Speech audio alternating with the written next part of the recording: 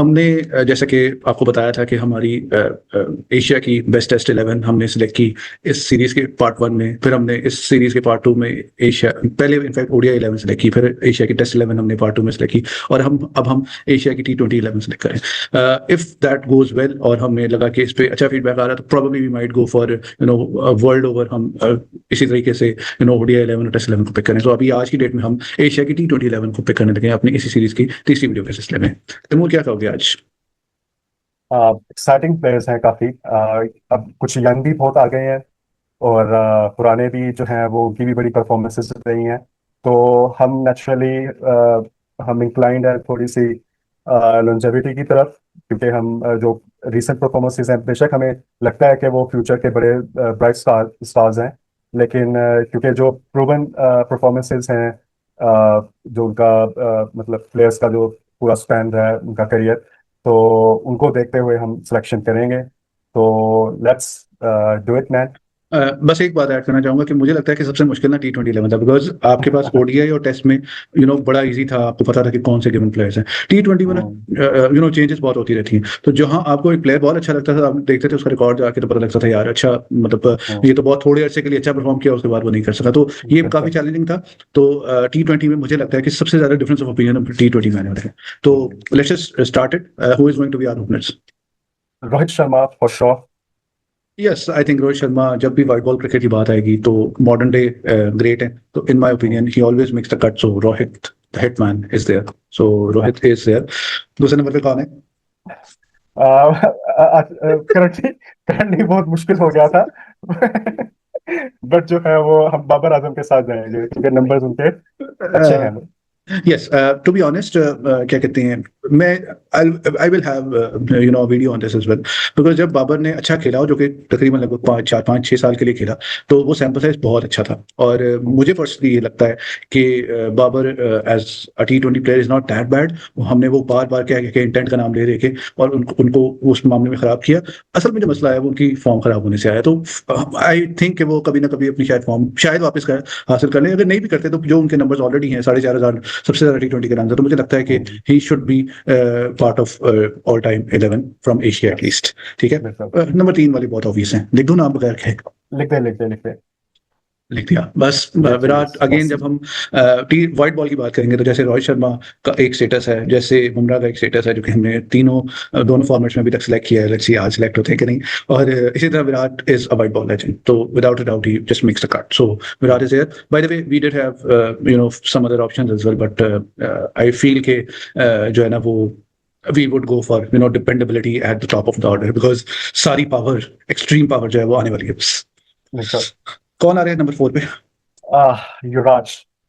Yuvraj makes cut, because I think Yuvraj deserves to be, again ये सारे लोग हैं जिन्होंने इंटरनेशनल T20 इंटरनेशनल में अच्छा परफॉर्म किया हुआ है, वेदर इट्स रोहित शर्मा, बाबर ने काफी लंबे अरसे के लिए अच्छा किया, इसी तरह युवराज ने भी 2007 का वर्ल्ड कप बहुत अच्छा खेला था, 2011 का वर्ल्ड कप ओडीआई था वो अच्छा खेला था, उसके अलावा 2000 उन्होंने आई थिंक 1-2 वर्ल्ड कप बहुत बहुत अच्छे खेले हैं, क्योंकि दरमियान में उसी टाइम पे उनको वो कैंसर के मसले की वजह से उन्हें he had to set out, otherwise I think Yuvraj के नंबर्स बहुत क्रेजी हो सकते थे। तो मेरे ख्याल से जितने वो नेचुरल स्ट्राइकर थे, मुझे लगता है he makes a cut straight away. Number 5 में कौन है? Captain? Yes, the captain, the skipper, MS Dhoni.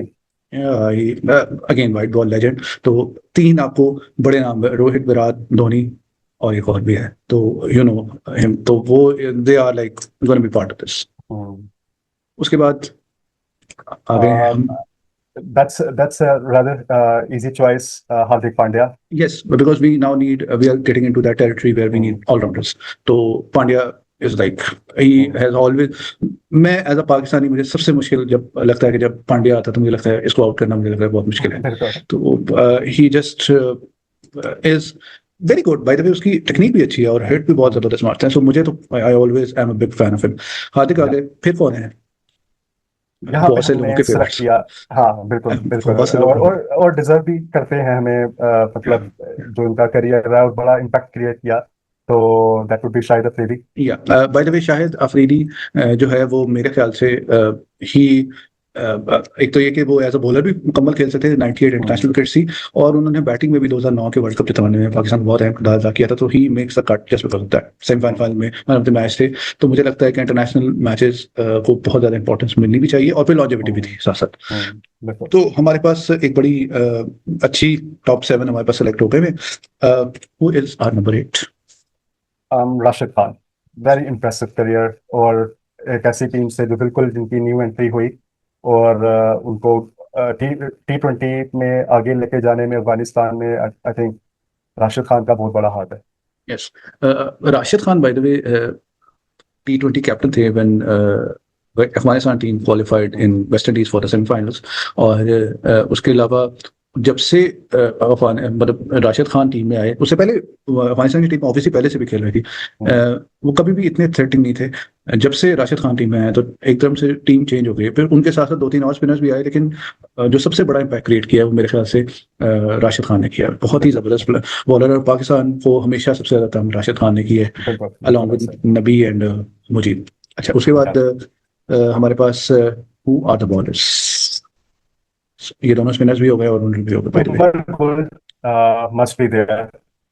Yeah, I think Umar Gul must be there, और हमें we already know the lineup। तो 3 ऐसे बॉलर जो किसी भी वक्त पे बॉलिंग करवा सकते हैं, whether it's Umar Gul, he just, I would rather say Gul, and then we have Bumrah, then we have Malinga. So I think these are the bowlers. Malinga, I guess. Yeah, yes. Malinga. So these are the players who just are an automatic choice. They give us reliability. Bowlers किसी भी time पे ball कर सकते हैं, नई ball से भी ball कर सकते हैं, स्पेशली बुमराह और मलिंगा, और हार्दिक पांड्या भी नई बॉल शेयर कर सकते हैं। फिर वन चेंज पे या इवन 12 ओवर्स के बाद आप गुल को ला सकते हैं साथ, बुमराह भी बॉलिंग कर सकते हैं, मलिंगा भी। सो मेरे ख्याल से, and then you have in the middle overs like from 6 to 14 we have Rashid Khan and Shahid Afridi. मेरे ख्याल से इट्स अ वंडरफुल साइड, और captain by Dhoni. Who happens to be our 12th man by the way? किसको होना चाहिए? आई थिंक बांग्लादेश की representation नहीं है, बट मुझे लगता है कि yes, I think 12th man means के he is part of the team, so he can be part of the team in any given game. So 12th man almost means के he is the part. So in my opinion, I think Shakib को भी हम team का part समझते हैं, और he should be playing किसी भी on any given day. Rashid की जगह पे शाकिब खेल सकते हैं, शाहिद अफरीदी की जगह पे शाकिब खेल सकते हैं, और इवन किसी फास्ट बॉलर की जगह पे अगर बहुत ज्यादा स्पिनिंग ट्रैक है तो खेल सकते हैं। सो मेरे ख्याल से इट्स अ गुड साइड, इसमें थोड़ा ऊपर स्टडी है। We missed out Surya Kumar Yadav I think, but I think वो मिडिल ऑर्डर में युवराज वाज, मुझे लगता है कि वो ज्यादा एक क्लासिक ऑप्शन थी और ज्यादा एक रिलायबल ऑप्शन थी, but sky I think has missed out। तो मुझे लगता है कि sky could have been there, तो मे बी हम 12th मैन के लिए भी स्काई की तरफ भी जा सकते थे, बट आई फेल्ट कि हमें एक ऑलराउंडर ही मजीद ऐड करना चाहिए, because T20 is the game of all-rounders। Again, this is our team, our choice। Yes. You, anyone who is watching can differ in his opinion, and eventually can suggest some new name, and we can discuss over it, and we can obviously make some changes because we are very flexible। So make sure that you like this video, make sure you comment with your favorite player, and make sure you comment if you agree with this team or not, and make sure you share this video, and you subscribe to our channel। And thanks for all the support that we have been having for last 15 to 20 days, and I think your support means a lot, and just keep supporting us. Thank you so much। Thank you।